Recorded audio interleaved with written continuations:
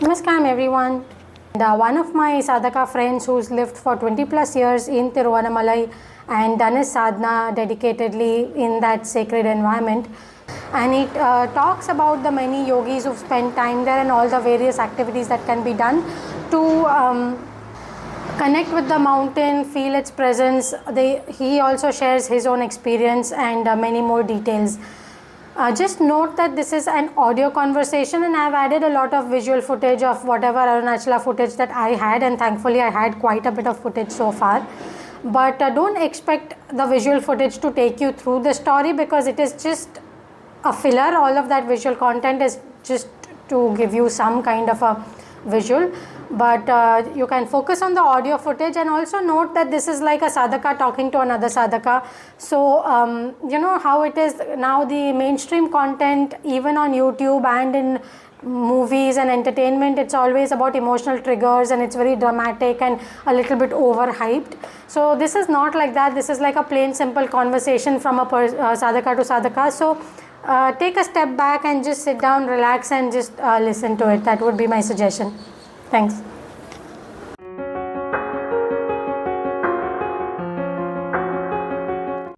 Hey everyone, so today we are speaking to a sadhaka friend of mine from Tiruvannamalai, Prakash Raja, and he's been here for approximately 20 plus years, and I think he's a great person to, for sadhakas who are thinking of coming to Tiruvannamalai or just looking for a place where they can deepen their sadhana. Then I think he's a great person who can tell us more about Tiruvannamalai for sadhakas. Yeah, thank you, Priyanka, for the introduction. I would say I'm a simple sadhaka. I came to Tiruvannamalai way back after finishing my college, sometime around in the year 1999 2000. That's when my uncle referred Maharishi, Ramana Maharishi, and his books, the Nanyar, Atma Vichara method, etc. So I just when I was in my home, I just thought why don't I give a try about this Nanyar? It looked so simple. Let me do a Vichara at home. And when I did it, the moment I did it, I felt some kind of a pull or a spiritual vibration happening on the right side of my chest, which is where the Maharishi mentions that as the spiritual heart. But that was just a pull and an indication to just let me know that this method has its own potency and it's such a simple method, but yet people have complicated it and people have understood it in so many different ways. It's not an intellectual method per se. So maybe the method, I will talk about the method later at some point in time, but that's where actually pulled me towards Ramana Maharishi and Arunachala. It was all my uncle who gave that book and asked me to just go through it, and that did the trick. So I came in the year 2000, and I was on my own for 2 to 3 years. I was on my own and doing sadhana and stuff. My main sadhana would be a repetition of the name of the mountain. Arunachala mountain itself has its own potency, right? So I would be most of the time spending my time in actually reciting the name of Arunachala, and that kind of fascinated me for a period of 2 to 3 years. And then after a period of 2 to 3 years, life took me in its own directions. I got the opportunity and I was fortunate enough to actually meet so many different gurus and saints. So that is all a different story. But what I would want to say is, what is this Arunachala? Why is it so, it's becoming so important in the lives of a spiritual sadhaka? So that I would want to convey first, okay? Because most sadhakas who come to Tiruvannamalai are first of all drawn to this hill in which we are sitting. We are sitting there right now. On this Arunachala hill with and a beautiful pond and a temple in front of us. So this place Arunachala is so unique in the sense, now there are so many different kinds of gurus. Okay, now most of the gurus, almost every other guru is a human guru. Okay, Arunachala is the only guru which appears in the form of the mountain.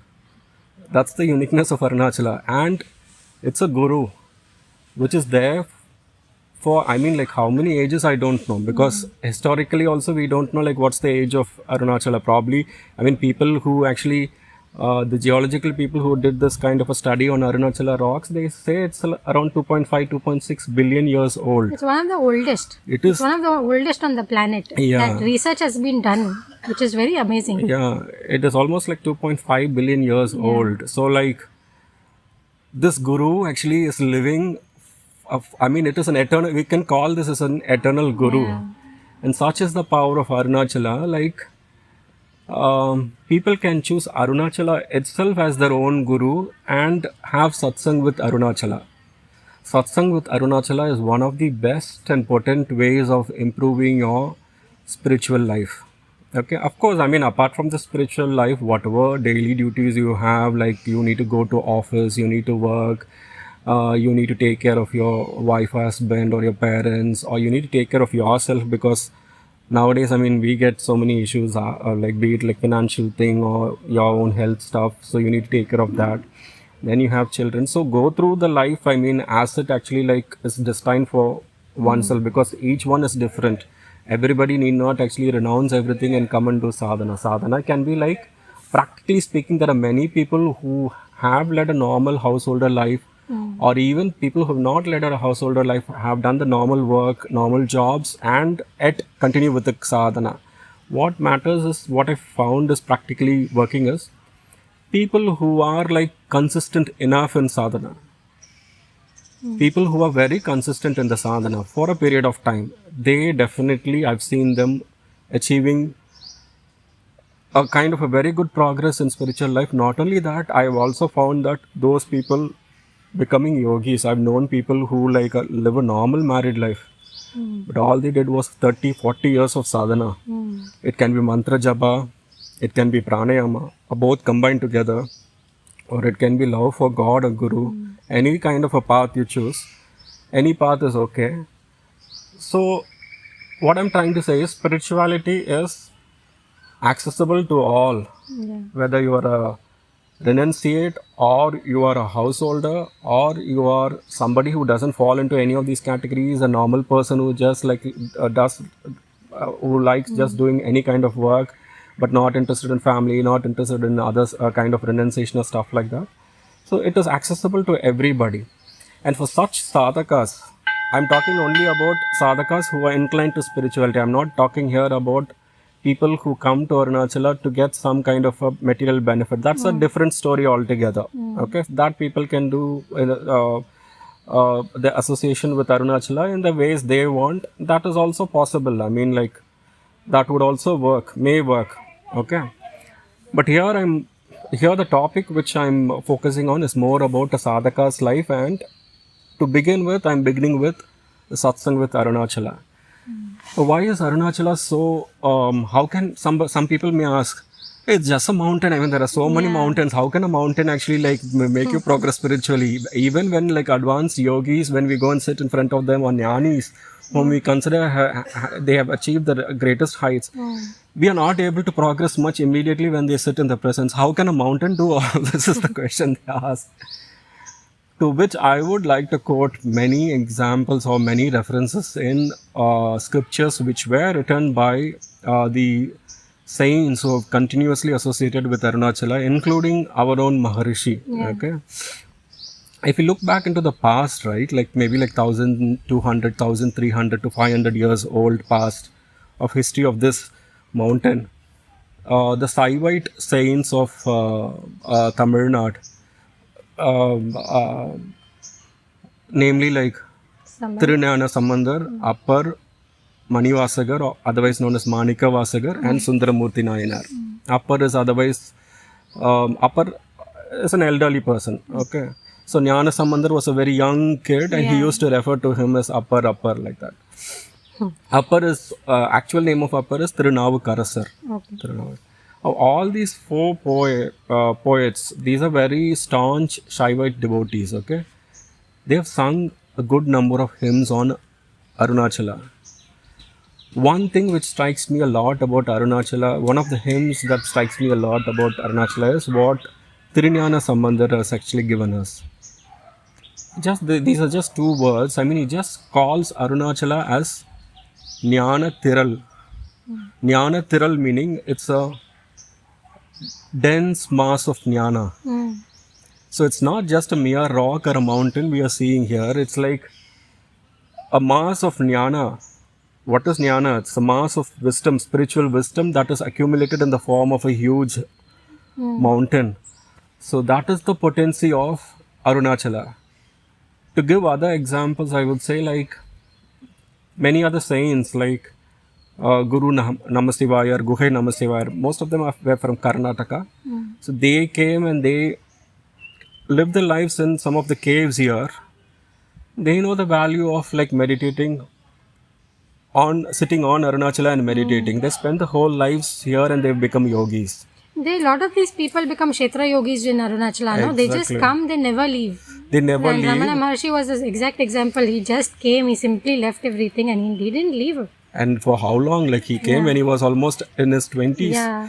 And he was there till his end, Mahanirvana, right? Almost at the age of 70, right? So it's a pretty huge period of like he's staying here. And the best part of it is Maharishi never moved out of this mountain. He used to walk this mountain from left to right, from top to bottom, everywhere. And his ashram was situated at the bottom of the hill. And he used to stay in Virupaksha cave and Skanda ashram. So his whole life was this hill. Yeah. So there's no other example of a guru-shishya relationship between a mountain and a disciple.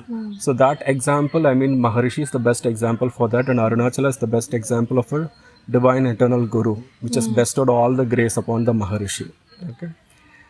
Now, after Guru Namasivaya and Guhai Namasivaya, who came and actually like settled here, there are like many other people who have come here. The beauty of Arunachala is people who are like mature enough in the spiritual path, it somehow pulls them, keeps them here and doesn't allow them to go out.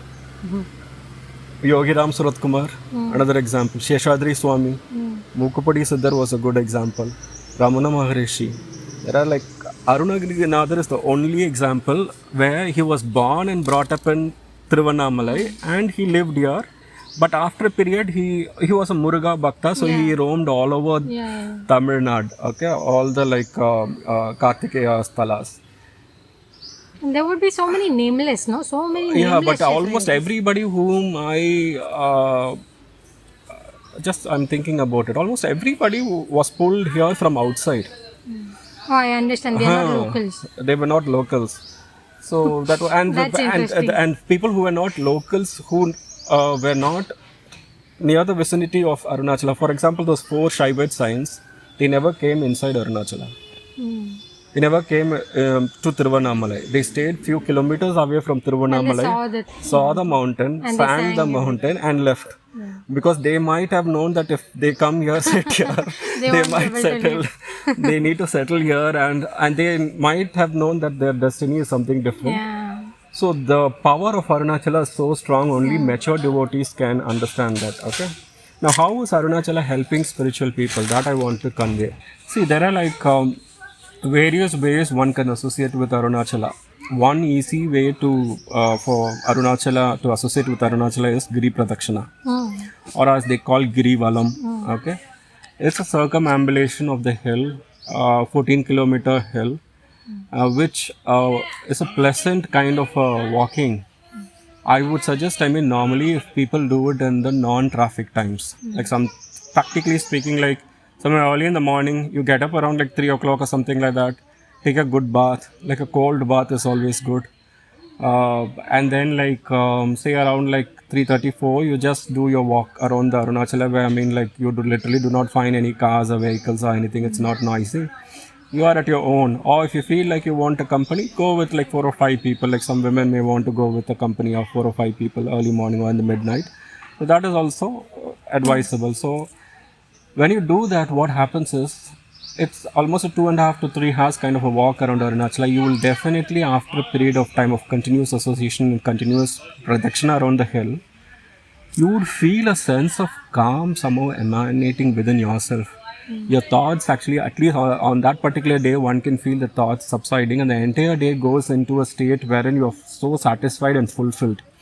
That feeling always happens when one walks around the hill.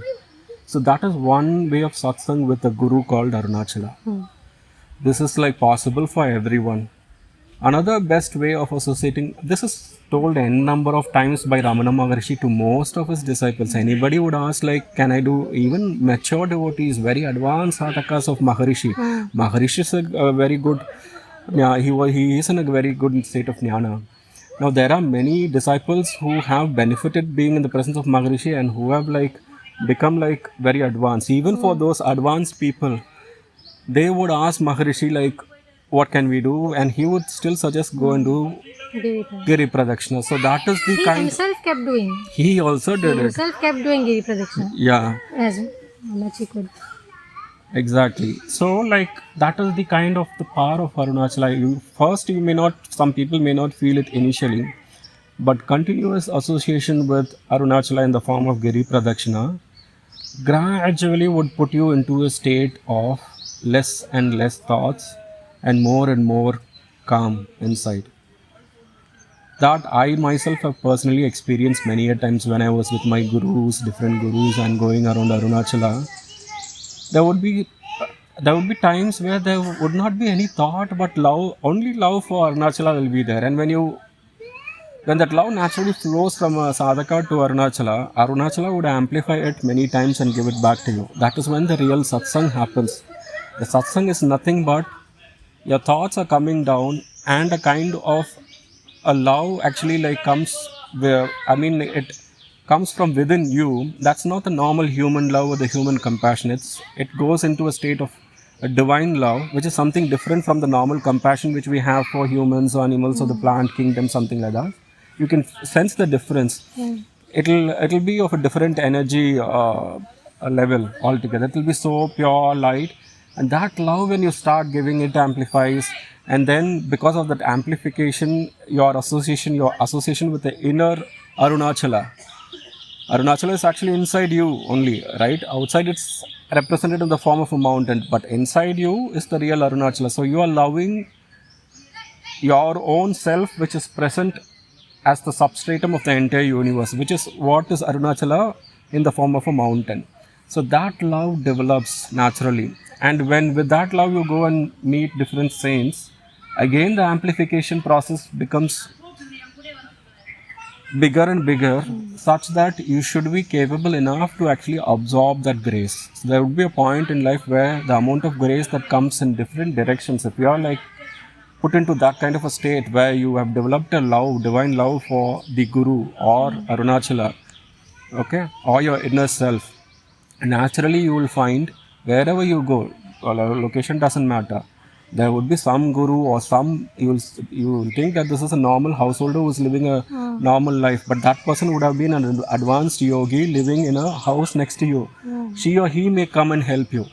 So thus amplification will naturally happen where you can go to Australia also and you can meet somebody there who is a disciple of Maharishi or some other saint. So this is a natural process. This I found it happening when I went to different locations all over India, or even to when I was US also for some time. Like the only interaction I had was like, this guru is there, that guru is there, could you meet this guru, could you meet? That was the thing that was happening because that time it was meant for that.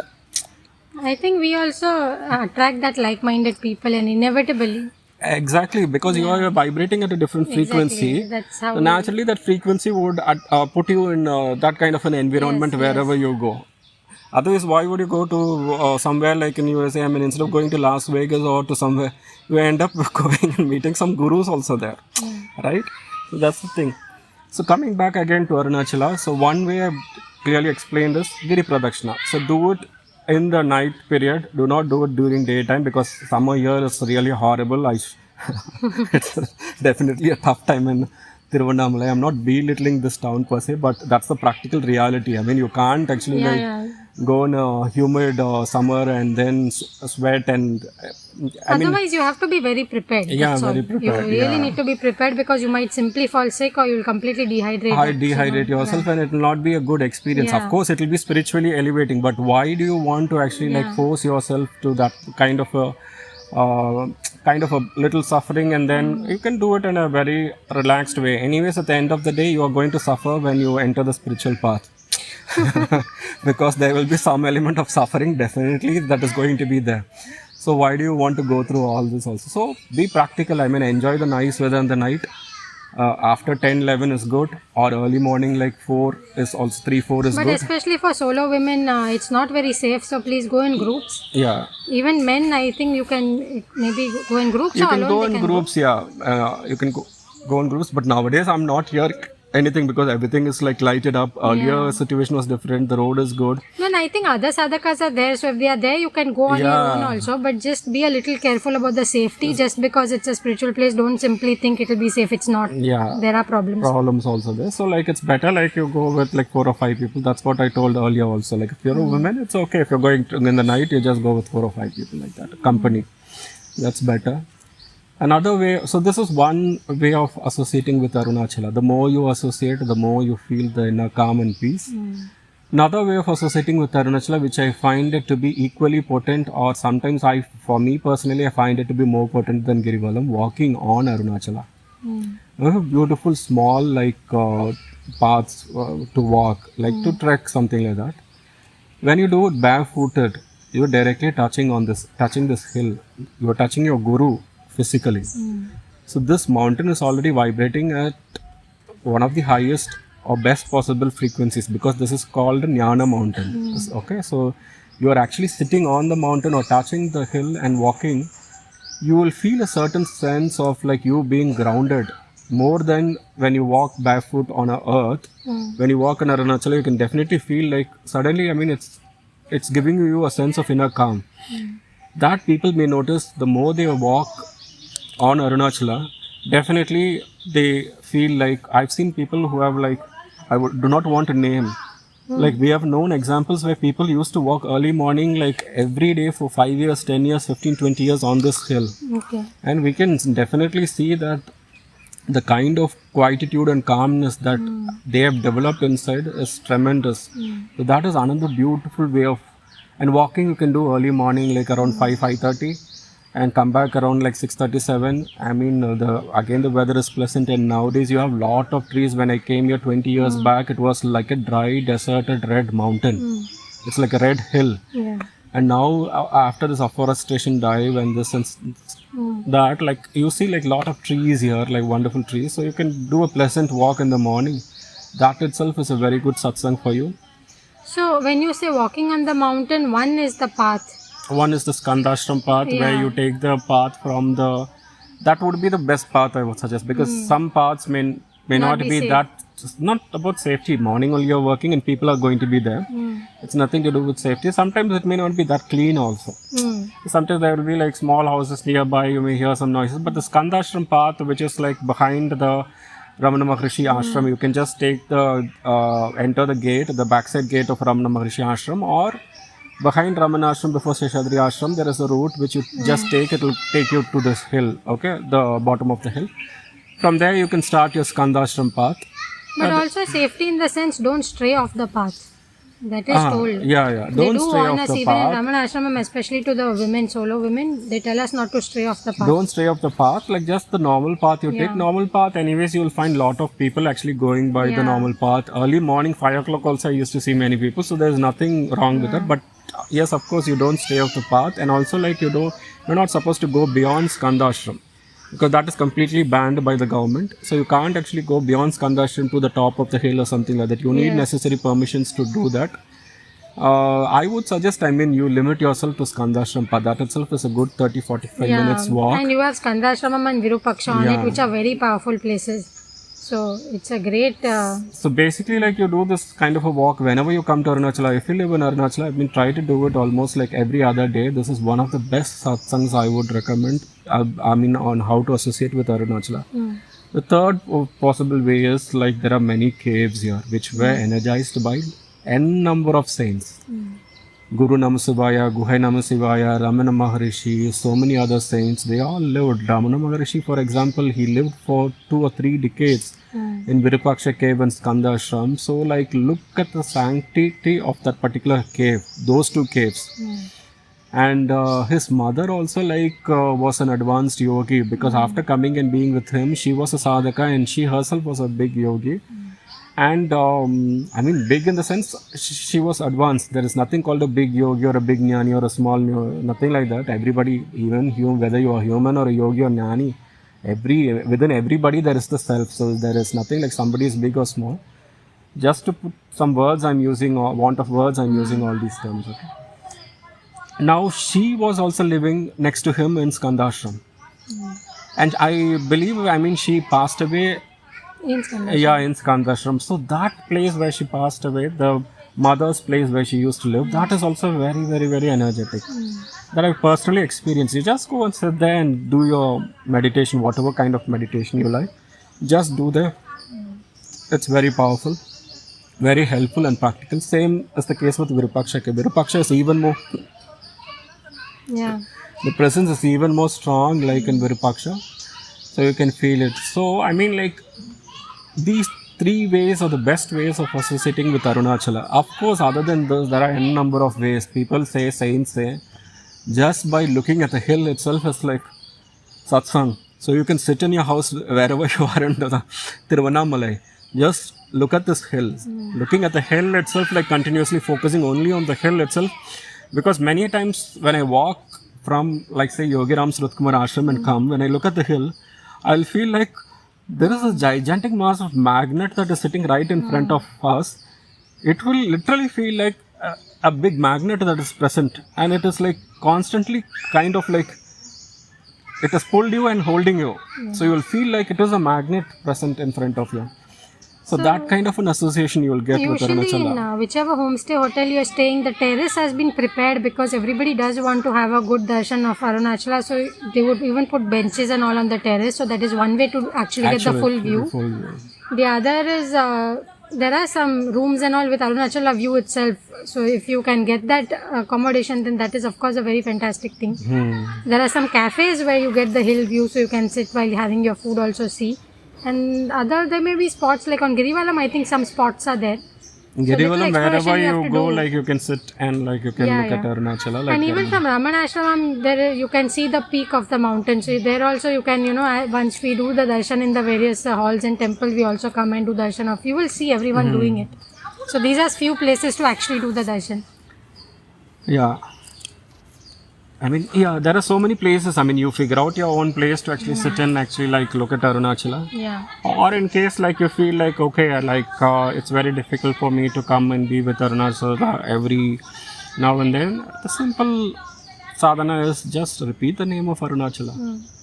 Wherever you are, just try repeating the name of Arunachala by thinking about this hill and then repeating the name of Arunachala. You will definitely get associated with Arunachala, because Ramana Maharishi has clearly mentioned in his Arunachala Akshara Manamalai. Okay,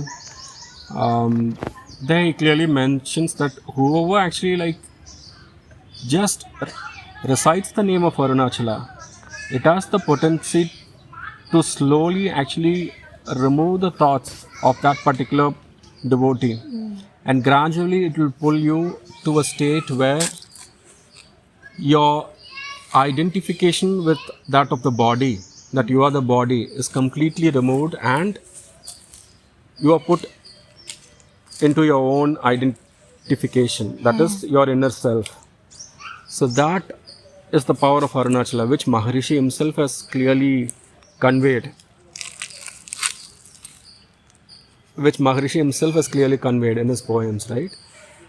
So just the name of Arunachala is also an equally beneficial thing for satsang with Arunachala. Okay, so I think I've covered to a large extent about like. Yeah, there are some chants available on YouTube. So if you feel the pull, you can play those chants. That's also a good way. That is also good. But what I would suggest is, I mean, it's always better to stick with a word. Okay, the Nama Japa, if it is like, because the focus becomes even more better. Just take the word of Arunachala, that is enough. Even like to add elements like Om or Shivaya or Namaha, this, that, or Arunachala, no, not needed. Arunachala Shiva is also good. But even I like Arunachala. Arunachala Shiva, because people like use that for a hymn also. It's when you want to sing also, it becomes very nice, practical. Fits. Arunachala Shiva, Arunachala, like that, So, but just the name itself would suffice. Yeah, whatever Arunachala, works, Arunachala, like, Arunachala, yeah. I think the general typical sadhaka would feel a certain pull, and that's what you go with. You go because with. there's a natural tendency for each of us. So. Yeah, that is true. So that would cover the most of it. I mean, the gist of being with Arunachala. I mean, satsang. So this much is enough for Arunachala satsang.